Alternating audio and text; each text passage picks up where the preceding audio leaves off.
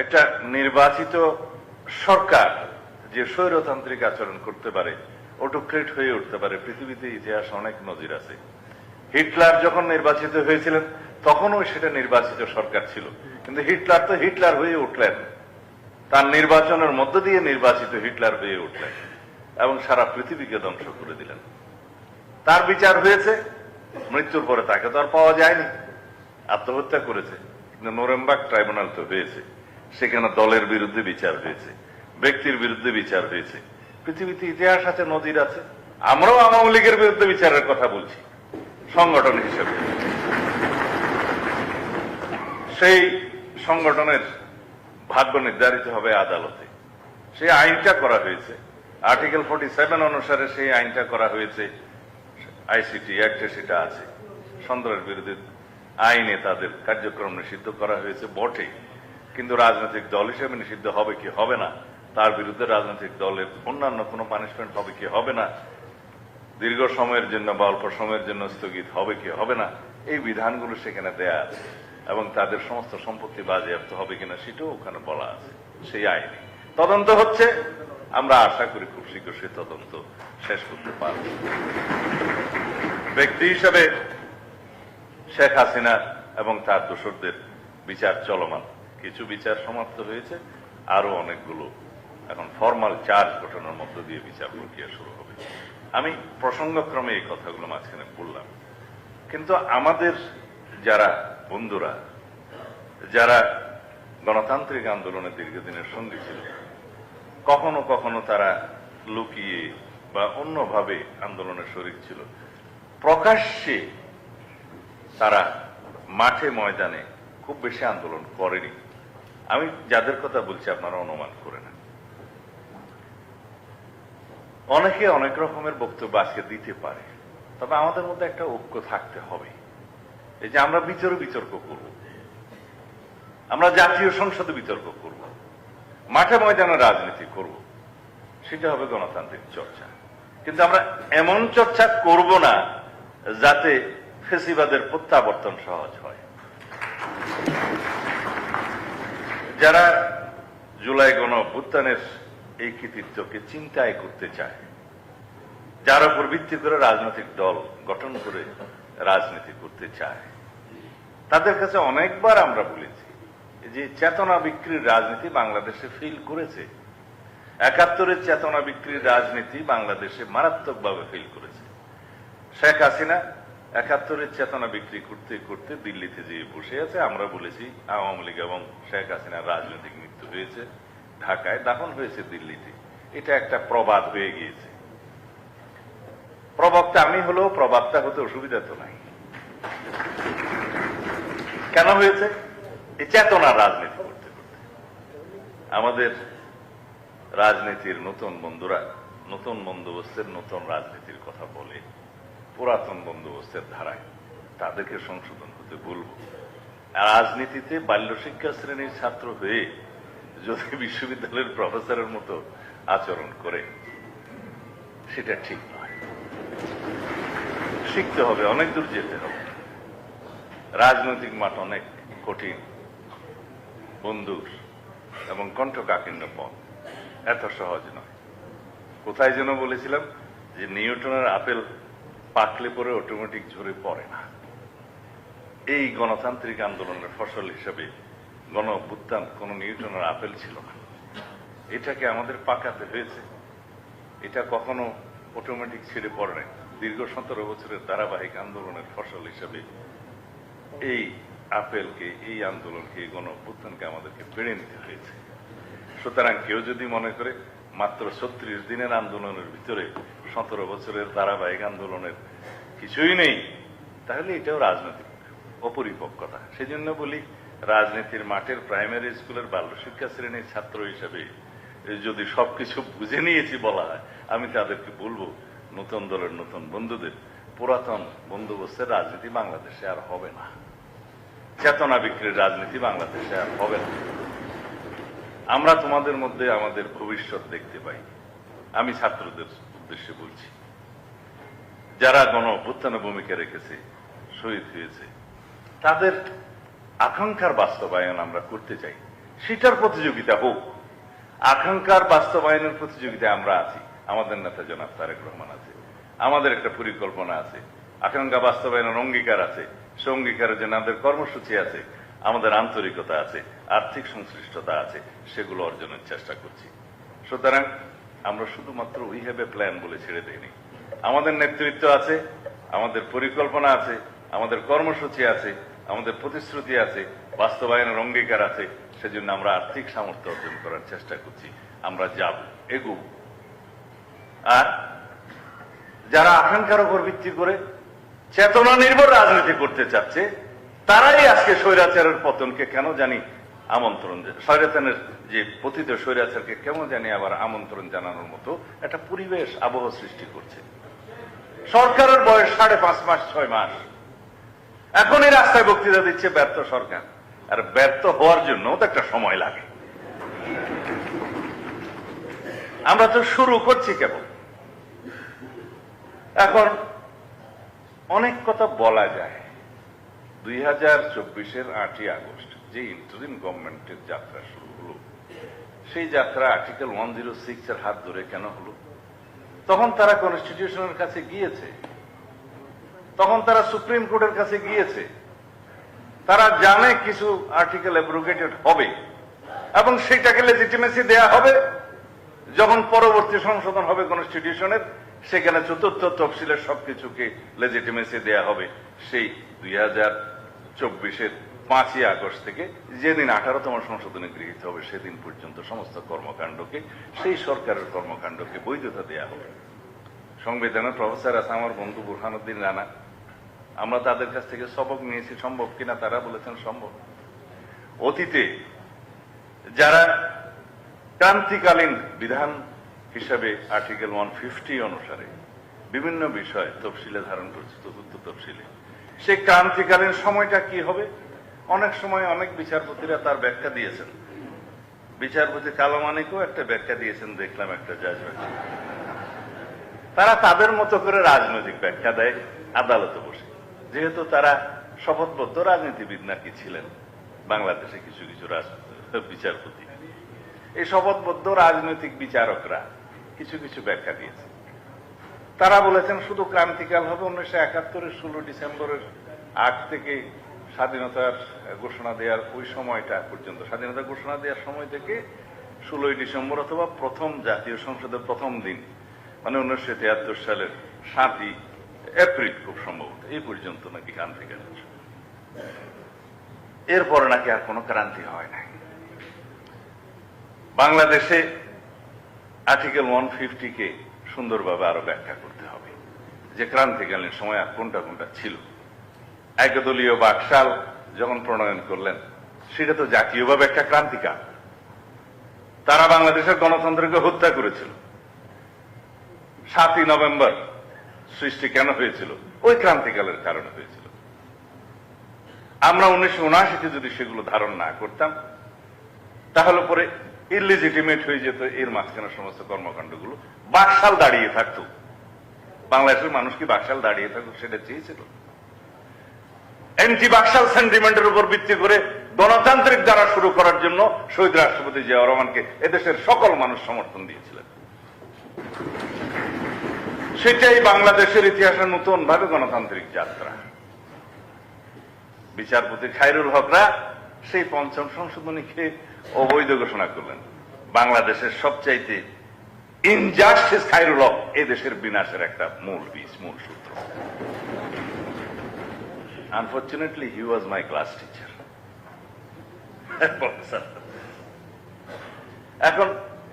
এখনো বোধহয় জেলে আছে। তারপরের ইতিহাস আপনারা জানেন। এই 1979 থেকে 2024 পর্যন্ত যতবারই গণতন্ত্র বিলুপ্ত হওয়ার পথে গিয়েছে, হুমকির পথে গিয়েছে, ততবারই দেশনেত্রী বেগম খালেদা জিয়া এবং পরবর্তীতে আমাদের নেতা জনাব তারেক রহমানের হাত ধরে গণতন্ত্রের মুক্তি হয়েছে। দেশনেত্রী বেগম খালেদা জিয়া তার অবিরাম সংগ্রামের কারণে আপসীন দেশনেত্রী, তখন আপসীন নেত্রী বলতেন, দেশনেত্রী তারপরে খেতাব পেলেন। 90 গণতন্ত্র মুক্ত হল।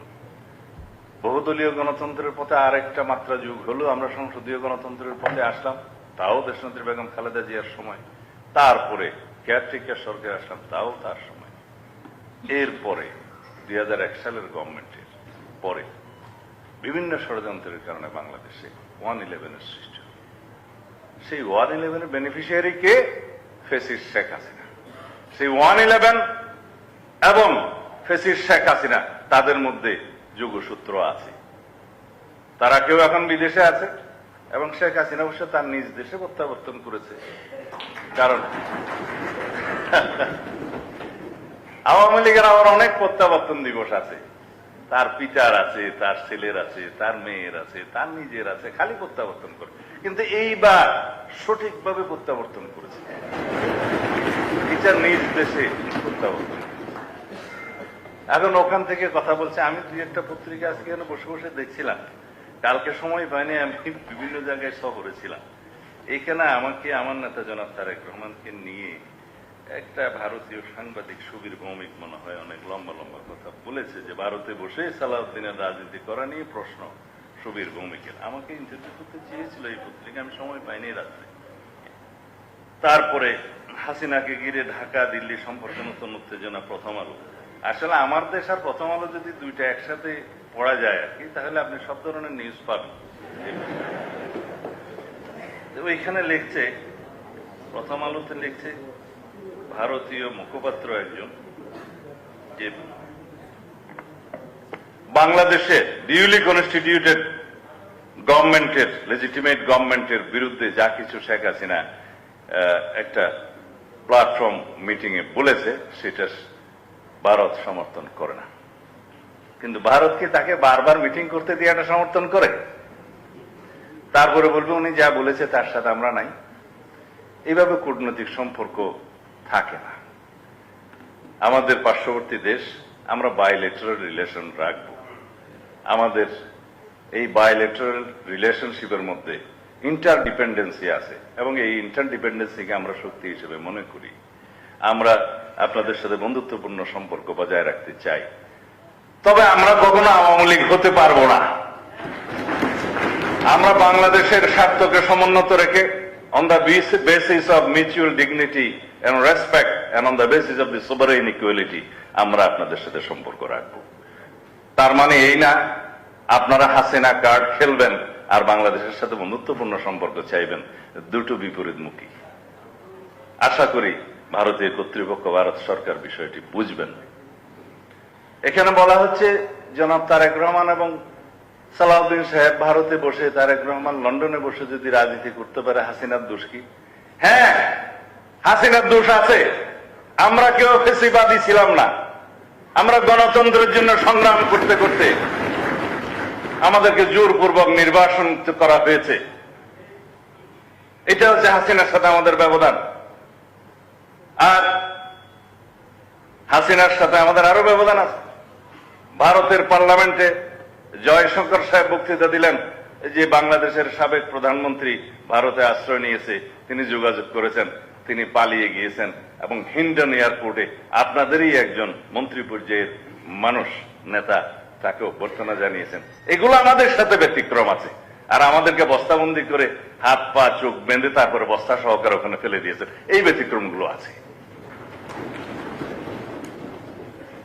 হাসিনা তো বাংলাদেশের পার্লামেন্টে ইলেজিটিমেট প্রধানমন্ত্রী হলেও কিছু বক্তব্য দিয়েছে তো এই দেশের ইতিহাসে, যেগুলো লিখিত হয়ে আছে। তিনি বলেছিলেন, আপনাদের সবার মনে আছে, যে ভারতকে যা দিয়েছেন তা নাকি চিরদিন মনে রাখবে।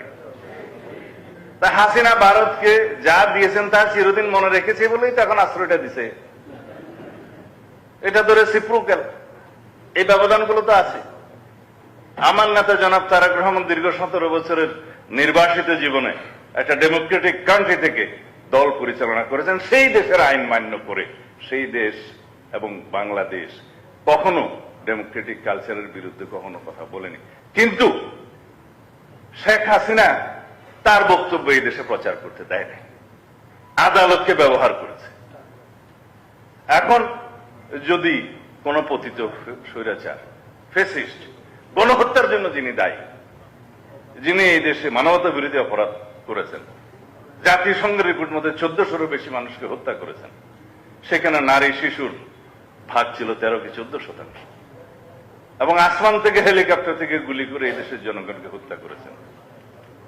এরপরেও কি তাকে ডেমোক্রেটিক কালচারের কোন নেতা হিসেবে ভারত স্বীকৃতি দিতে পারে? এই প্রশ্ন আমাদের রইল। তার দিল্লিতে বসে তৎপরতা চালানোর যে অভিযোগ আমাদের বাংলাদেশের গণতান্ত্রিক কালচারের বিরুদ্ধে, গণতন্ত্রের বিরুদ্ধে, এই দেশের মানুষের বিরুদ্ধে, এই দেশে অস্থিরতা সৃষ্টির জন্য যে সমস্ত বয়ান দিয়ে যাচ্ছেন, সেটা আমাদের অভিযোগ রইল। এই দায়িত্ব ভারত এড়াতে পারে না। একই সাথে দ্বিমুখী কথা বললে হবে না। এই দেশের মানবতা বিরোধী আদালত আইসিটি কোর্ট তাকে দণ্ডিত করেছে, তার বিরুদ্ধে ফাঁসির রায় আছে এবং আরো মামলা চলমান আছে। কিন্তু এই ফ্যাসিস্ট শেখ হাসিনার কোন অনুশোচনা নাই, দুঃখ প্রকাশ করে নাই, বাংলাদেশের মানুষের সামনে দুঃখ প্রকাশ করে নাই, অনুশোচনা নাই। কিন্তু একটা বিষয় খুব ভালো জানেন,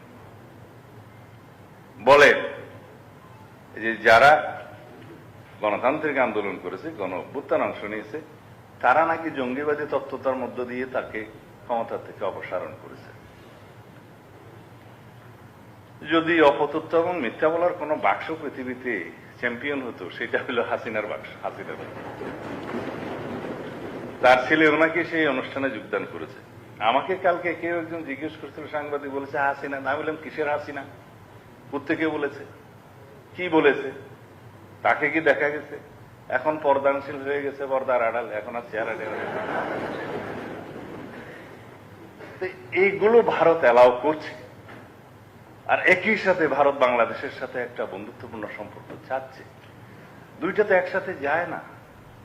আর পররাষ্ট্র মন্ত্রণালয়ের প্রতিনিধি যদি বলে যে legitimate government, duly constituted Bangladesh গভর্নমেন্টের বিরুদ্ধে শেখ হাসিনার বক্তব্যকে ভারত সমর্থন করে না, এইটুকু আমরা গ্রহণ করলাম। কিন্তু আমরা ওইটাও সমর্থন করি না যে আপনার ওখানে বসে একজন ফ্যাসিস্ট, গণহত্যাকারী, দণ্ডিত, অপরাধী, যিনি গণতন্ত্রের বিরুদ্ধে, মানবতা বিরোধী অপরাধ করেছেন, তাকে আপনারা বারবার এই সুযোগ দিবেন যে বিশ্ব মিডিয়ার সাথে কথা বলতে। পরিষ্কারভাবে বলতে চাই, আমরা প্রতিবাদ করেছি পররাষ্ট্র মন্ত্রণালয়ের পক্ষ থেকে, আমরা নিজেরা প্রতিবাদ করছি। যাই হোক, পলিটিক্যাল কালচার পাল্টাতে হবে। পলিটিক্যাল কালচার তো আমরা পাল্টাতে চেয়েছি। আমার নেতা মাননীয় প্রধানমন্ত্রী জনাব তারেক রহমান নির্বাচিত হয়েই, শপথ নিয়েই বিরোধী দলের নেতাদের কাছে ছুটে গিয়েছেন। তারই বক্তব্য। আমরা কখনো কারো নামে বিদ্বেষমূলক কোন বক্তব্য দিতে চাইনি, দেইও না। বিতর্ক হবে, গণতান্ত্রিক বিতর্ক হবে। আমরা তো পাল্টাতে চেয়েছি। যে সমস্ত উস্কানি আজকে বিশ্ববিদ্যালয়ে, বিভিন্ন শিক্ষা প্রতিষ্ঠানে এবং বিভিন্ন জেলায় গিয়ে দেয়া হচ্ছে, যারা, আমি বলেছি আমার কচি বন্ধুরা, তারা ঠিক আছে প্রাইমারি লেভেলের রাজনীতির ছাত্র, তাদের ভুল হতে পারে, কিন্তু উস্কানিমূলক বক্তব্যগুলোর পিছনে কি কোনো ষড়যন্ত্র পাওয়া যায় না? তারা কি এমন একটা আবহ সৃষ্টি করছে না? তারা সংবিধান সংস্কার কমিটি না হলে, পরিষদ না হলে তারা সংবিধান সংশোধনী কমিটিতে আসবে না, সেরকম কি কোনো পরিবেশ আমরা সৃষ্টি করেছি? আমরা তো বলেছি সংস্কার সংশোধন সবই এক কথা, যেটা কনস্টিটিউশনে ধারণ করতে হবে, সংসদেই আসতে হবে। সেখানে আপনারা আসেন, তারা নাম দেয়, তার মানে কি সংস্কার তারা চায় না? কিন্তু আমরা অঙ্গীকার করেছি জাতির সামনে, আমরা রাষ্ট্রীয় গণতান্ত্রিক সংস্কার করব, রাষ্ট্রীয় কাঠামোর গণতান্ত্রিক সংস্কার করব, সংশোধন করব। আমরা সংবিধানে এমন সংশোধনে নিয়ে আসব যে সংশোধনীগুলোর মধ্যে দিয়ে মুক্তির সেই আকাঙ্ক্ষাকে বাস্তবায়ন করা যায়, শহীদ জননের আকাঙ্ক্ষাকে বাস্তবায়ন করা যায়। আমরা সেই সংবিধানের সংশোধনের মধ্য দিয়ে এমন একটি ধারা প্রবর্তন করতে চাই যাতে বাংলাদেশ আর কোনোদিন সংসদীয় পদ্ধতির মধ্যেও কোনো ফুয়েরার স্বৈরাচার তৈরি না হয়। আমরা প্রধানমন্ত্রীর মেয়াদ যতবারই হোক, যত মেয়াদেই হোক, 10 বছরের বেশি আমরা অনুমতি দেব না সেই সংবিধানে। সেইটা সরাসরি সংসদ সদস্যরা স্বাধীনভাবে ভোট দিয়ে রাষ্ট্রপতি নির্বাচন করবেন, সেই পদ্ধতি নিয়ে আসবো আমরা সেখানে। তবে এইবার হচ্ছে না, কারণ এখনো সংবিধানটা সংশোধিত হয়নি। আমরা নিয়ে আসবো এমন একটা বিধান, যে বিধানের মধ্যে চেক অ্যান্ড ব্যালেন্স থাকবে আপার হাউস লোয়ার হাউসের মধ্যে। যদিও আপার হাউসের আমরা যেহেতু সরাসরি নির্বাচিত নয়, সেখানে সংবিধান সংশোধনের বিষয়টা আমরা দিতে চাই না, কারণ জনগণের সার্বভৌম ক্ষমতার বলে যারা নির্বাচিত, তাদেরই ক্ষমতা আছে সংবিধান সংশোধনের ক্ষমতা। যারা নির্বাচিত, যাদেরকে মনোনীত করা হবে, তাদের হাতে সেই ক্ষমতা থাকে না। যে সমস্ত পৃথিবী, যে সমস্ত দেশে আপার হাউস নির্বাচিত, তাদের সেই ক্ষমতা থাকে। অবশ্য ব্রিটেনের কথা আলাদা, সেখানে কোনো সংবিধান রিটেন নেই, পরিবর্তনের কোনো সুবিধা নাই, সংশোধনের সুবিধা নেই। তারা যা মন চাই করতে পারে, পার্লামেন্টেই করতে পারে। বলা হয় ব্রিটিশ পার্লামেন্টের সেরকম ক্ষমতা যে শুধু মেয়েকে ছেলে এবং ছেলেকে মেয়ে করা ছাড়া বাকি সব পার্লামেন্টে তারা করতে পারে, তাদের সেই কালচার আছে। আমরা সেই পরিবর্তনের আকাঙ্ক্ষা, শহীদের আকাঙ্ক্ষা, গণমানুষের প্রত্যাশা বাস্তবায়ন করতে চাই। আমরা বাস্তবায়ন করতে চেয়েছি কিনা, ইনিশিয়েটিভ নিয়েছি কিনা, সেটাই জনগণ বিচার করবে। আর যদি আমরা তা না করি, বাংলাদেশে আমাদের রাজনীতি করার অধিকার থাকবে না, এটা চূড়ান্ত কথা। কারণ 24 আমাদেরকে অনেক কিছু শিখিয়েছে। এই গণ অভ্যুত্থান বাংলাদেশের মানুষের চোখ খুলে দিয়েছে, তারা রক্ত দিতে শিখে গেছে। আবু সাইদের মতো জওয়ান যেদিন 2 হাত খুলে বুকের ছাতি খুলে দিয়েছিল, সেদিন আমি নির্বাসিত জীবনে বুঝে নিয়েছিলাম বাংলাদেশের মুক্তি হবে। সেদিন আমি টেলিফোনে আমাদের বর্তমান অস্থায়ী রাষ্ট্রপতি মাননীয় স্পিকার মেজর হাফিজের সাথে কথা বলছিলাম। আমি বলছিলাম, আপনার অনুভূতি কি? তিনি বললেন, আমি মুক্তিযুদ্ধ করেছি, সরাসরি যুদ্ধ করেছি, আহত হয়েছি, রক্ত দিয়েছি, তখন দেখেছিলাম বাংলাদেশের মুক্তি হবে। আর আজকে তোমাকে বলছি, এদেশের ছাত্র জনতা যখন রক্ত দিতে শিখে গেছে, এই জাতির মুক্তি হবে। মুক্ত হয়েছে 16 থেকে 5ই আগস্ট, বেশি দিন লাগেনি।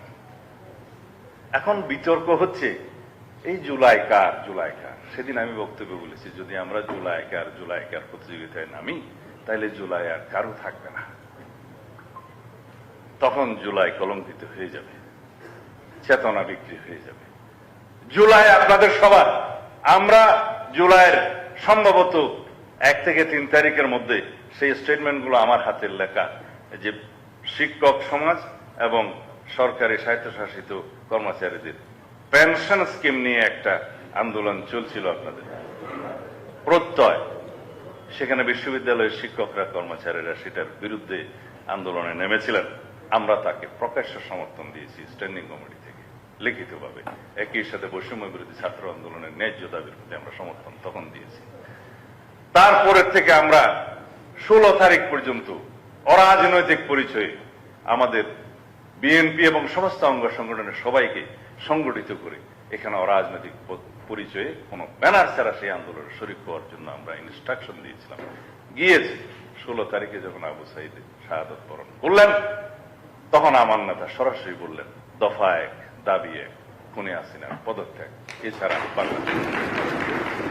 কিন্তু আমরা ছাত্র বন্ধুদের নেতৃত্বকে তো আমরা অস্বীকার করি না। যারা সম্মুখ সারিতে যুদ্ধ করেছে, রক্ত দিয়েছে, শহীদ হয়েছে, কৃতিত্ব তাদের আছে। কিন্তু রাজনৈতিক সংগঠনগুলোর অন্তর্ভুক্তির জন্য তারা যখন আমাদেরকে বললেন, আসলেন, তখন আমরা বললাম, এটার পরিচয়টাও রাজনৈতিক থাক, আমরা সবাই তোমাদের সাথে আছি। বহু জায়গায় আপনি লেখা পাবেন। আমাদের ছাত্রনেতা এখন রাশেদ গণ অধিকার পরিষদের, এখন তো নুরুল হক নূর সভাপতি এবং রাশেদ সেক্রেটারি ছিলেন তখন, তাদের সাথে সমন্বয় ছিল। তারা আক্তারের সাথে সমন্বয় করত, তারা আহনাফের সাথে সমন্বয় করত, তারা আসিফের সাথে সমন্বয় করত। একটা চেইন ছিল। আমি তাদের সাথে সমন্বয় করতাম। আমাদের সাথে ইসলামী দলগুলোর সাথে সমন্বয় ছিল, জামাত ইসলামের সাথে সমন্বয় ছিল। সবাই মিলে আমরা অরাজনৈতিক পরিচয়ে ব্যানারবিহীন এই ছাত্র আন্দোলনের পিছনে, বৈষম্য বিরোধী ছাত্র আন্দোলনের পিছনে দাঁড়িয়েছিলাম। সারা দেশ এগিয়ে এসেছিল। যখন সেটা জনসম্পৃক্ততা হয়ে গেল, যখন জনগণের ইনভলভমেন্ট হয়ে গেল সেই আন্দোলনে, তখন সেটা অপ্রতিরোধ্য হয়ে গেল। যখন কোনো আন্দোলনে ম্যাস পার্টিসিপেশন হয়ে যায়, তখন সেই আন্দোলনকে আর রুখে দেওয়া যায় না। সেটাই হয়েছে বাংলাদেশের রাজনীতিতে। মাঝে শেখ হাসিনার বিভিন্ন রকমের বক্তব্য এই আন্দোলনের মধ্যে আগুন ঢেলে দিয়েছে, পেট্রোল ঢেলে দিয়েছে। যখন তন্মী আহত হলো, তার রক্তাক্ত চেহারা বাংলাদেশে ভাইরাল হয়ে গেল, জনগণের মধ্যে সেটা একটা ক্যাটালিস্ট হিসেবে কাজ করেছে আন্দোলন। তারপরের দিন শহীদ আবু সাইদ শহীদ হলো, তখন আর এই আন্দোলনকে রুখে দেয় সাধ্য ছিল না। এরপরে শত সহস্র শহীদের রক্তের উপর ভিত্তি করে 5ই আগস্ট পর্যন্ত আমরা আসি। এরপরে বাংলাদেশে গণতন্ত্রের মুক্তি হলো, ফ্যাসিবাদের পতন হলো। এখন যদি আমরা ঐক্যবদ্ধ না থাকি, এখন যদি আমরা ফ্যাসিবাদের বিরুদ্ধে ঐক্যবদ্ধ না থাকি, ভবিষ্যতে এই ছাত্রগণ অভ্যুত্থান কলঙ্কিত হবে। আমাদের শহীদরা তাদের আকাঙ্ক্ষার মূল্য আমরা দিতে পারব না, জনপ্রত্যাশা আমরা পূরণ করতে পারব না। যে স্বপ্ন নিয়ে ৭১-এর মুক্তিযোদ্ধারা শহীদ হয়েছেন, যে আকাঙ্ক্ষা এবং স্বপ্ন নিয়ে আমাদের ২৪-এর ছাত্র গণ অভ্যুত্থান হয়েছে, আমাদের সন্তানরা রক্ত দিয়েছে, জনগণ রক্ত দিয়েছে, তাদের আকাঙ্ক্ষাকে আমরা বাস্তবায়ন করতে পারবো না। সুতরাং আজকে আহ্বান জানাবো, আমরা ফ্যাসিবাদের বিরুদ্ধে আমাদেরকে ঐক্যবদ্ধ থাকতে হবে। যেভাবে আমরা ফ্যাসিবাদ বিরোধী গণতান্ত্রিক আন্দোলনে যে ইস্পাত কঠিন ঐক্য সৃষ্টি হয়েছিল, সেই ঐক্যকে আমাদের ধরে রাখতে হবে, সেই ঐক্যকে শক্তিতে পরিণত করতে হবে এবং সেই ঐক্য নিয়েই আমাদেরকে এগোতে হবে। আমাদের ভিতরে বিতর্ক হবে, তর্ক হবে, বহুমত হবে। আমাদের সেই বহুমত, তর্ক, বিতর্ক, দ্বিমত প্রকাশের জন্য সেই স্বাধীনতাকে আমরা অক্ষুণ্ণ রাখতে হবে। আমরা আমাদের বিরোধিতা করার জন্য আমরা আহ্বান জানাবো, আমাদের সকল পক্ষ দ্বিমত পোষণ করার জন্য আহ্বান জানাবো, বহুমত আমরা পোষণ করব, কিন্তু স্বৈরাচার এবং ফ্যাসিবাদের প্রশ্নে আমাদেরকে ঐক্যবদ্ধ থাকতে হবে। বাংলাদেশের গণতন্ত্রকে রক্ষা করার জন্য ঐক্যবদ্ধ থাকতে হবে। আমরা যেন এমন আচরণ না করি আমাদের ঐক্যে ফাটল ধরে। আমরা সেই ঐক্যকে ধরে রাখার জন্য, ঐক্যবদ্ধ থাকার জন্য যারা জাতীয় সংসদে প্রতিনিধিত্ব করছেন তাদেরকে এবং সংসদের বাইরে সকল রাজনৈতিক দলকে আহ্বান জানাবো, আসুন আমরা ফ্যাসিবাদ বিরোধী গণতান্ত্রিক ঐক্যকে আরো শক্তিশালী করি এবং এই ঐক্যকে নিয়েই আমরা এগিয়ে যাই। আমরা জাতীয় ঐক্যতে, জাতীয় প্রশ্নে সবসময় যেন ঐক্যবদ্ধ থাকি এবং ফ্যাসিবাদ, আওয়ামী ফ্যাসিস্ট গোষ্ঠীর প্রশ্নে সমগ্র জাতি যেন আমরা ঐক্যবদ্ধ থাকি, এই আহ্বান করব। অন্যথায় দেশি বিদেশি ষড়যন্ত্র থাকবে। এই শেখ হাসিনা আমাদের এই দুর্বলতাকে কাজে লাগিয়ে কোনো সময় এই ফ্যাসিবাদী শক্তি প্রত্যাবর্তনের চেষ্টা করবে। সেটা যদি হয়, বাংলাদেশের স্বাধীনতা, সার্বভৌমত্ব, গণতন্ত্র কিছুই আর নিরাপদ থাকবে না। আমরা কি তা চাই? আপনারা বিশ্ববিদ্যালয়ে এমন একটা পরিবেশ বজায় রাখার চেষ্টা করুন যাতে বর্তমানে যে সমস্ত উস্কানি দিচ্ছে, সেই উস্কানিতে যেন আপনারা এবং আমাদের ছাত্র বন্ধুরা যেন পা না দেয়। এখন যা চলছে সেটা হচ্ছে উস্কানি। তারা চাচ্ছে পুলিশ যেন তাদেরকে গ্রেফতার করে, তারা চাচ্ছে তাদের উপরে যেন কেউ ক্ষিপ্ত হয়ে হামলা করে। আমরা সেই উস্কানিতে যেন পা না দিই। আমাদের ছাত্র বন্ধুদেরকে আমি আহ্বান জানাবো, তারা অনেক রকমের ফাঁদ পেতেছে, তার মধ্যে এটা একটা ফাঁদ। কোন রকমের উস্কানিতে আমরা পা দেব না। গণতান্ত্রিক চর্চা আমরা অব্যাহত রাখবো। কেউ যদি আমাদেরকে গালি দেয়, তারপরের দিন আমরা সেটা প্রতিবাদ জানাবো, কিন্তু হামলা করব না। তাহলে এটা আওয়ামী কালচার হয়ে যাবে। যদি আমরা মব কালচারকে বিলুপ্ত করতে চাই, তাহলে সেই চর্চাটা আমাদেরকে করতে হবে সহ্য, ক্ষমতা প্রদর্শনের মধ্য দিয়ে। আমরা সহ্য করব, আমরা গণতান্ত্রিক আচরণের মধ্য দিয়ে তারপরের দিন সেটা প্রতিবাদ করব, কিন্তু হামলা করব না। আমি ছাত্র বন্ধুদের প্রতি করজোরে মিনতি জানাই। দুই একটা জায়গায় আমরা দেখেছি যে আমাদের ছাত্র বন্ধুরা ফাঁদে পা দিয়েছে। তাদের পাতানো ফাঁদে পা দেয়া যাবে না, কারণ তাদেরকে কোনো না কোনো শক্তি ব্যবহার করছে। সুতরাং সেই শক্তির সূক্ষ্ম চালের মধ্যে, পাতানো ফাঁদের মধ্যে আমরা জেনে শুনে যেন পা না। আমরা গণতান্ত্রিক চর্চাকে এগিয়ে নিয়ে যাব। আমরা ভবিষ্যতে আমাদের শহীদের স্বপ্নগুলোকে বাস্তবায়ন করব, রাষ্ট্র কাঠামোর গণতান্ত্রিক সংস্কার করব এবং এমন একটা সাংবিধানিক সংশোধনী আমরা নেব যে সাংবিধানিক সংশোধনী দিয়ে আমরা অনেক বছর পার করতে পারবো। অনেক বছর বলার কারণ হচ্ছে পৃথিবীর গণতান্ত্রিক ইতিহাসে প্রতি 16 থেকে 19-20 বছরের মধ্যে দুই একটি সংবিধান সংশোধনের পরিবর্তন প্রয়োজন হয়ে যায়, সমাজের প্রয়োজনে, চাহিদার নিরিখে, বাস্তবতার কারণে। সুতরাং সর্বকালহর কোন পরিকল্পনা প্রণয়ন করা কিন্তু সংবিধানের কাজ না। সকল সংবিধান প্রণীতই হয় সংশোধনের উদ্দেশ্যে। পৃথিবীর সকল গণতান্ত্রিক দেশের সংবিধানগুলো ধারাবাহিকভাবে সমাজের প্রয়োজনে, চাহিদার নিরিখে সবসময় সংশোধনে নিয়েছে। সেজন্য যারা চেয়েছিল যে এইবারের সংবিধান সংশোধনী তাদের মতো করে হবে এবং আজীবন যেন সেটা পরিবর্তন না হয়, সেরকম একটা বক্তব্য এই কেয়ারটেকার সরকারের সময় ছিল, তখন আমরা বলেছিলাম তাহলে তো আবার একটা গণ অভ্যুত্থান হবে সেই সংবিধান পরিবর্তনের জন্য। সেটা তো আমরা চাই না। আমরা এমন একটা সংশোধনী চাই যে সংশোধনীটা প্রয়োজনের নিরিখে জনগণ আবার রিকনসিডার করতে পারে। যাই হোক, সেটা অনেক তাত্ত্বিক কথা। আপনারা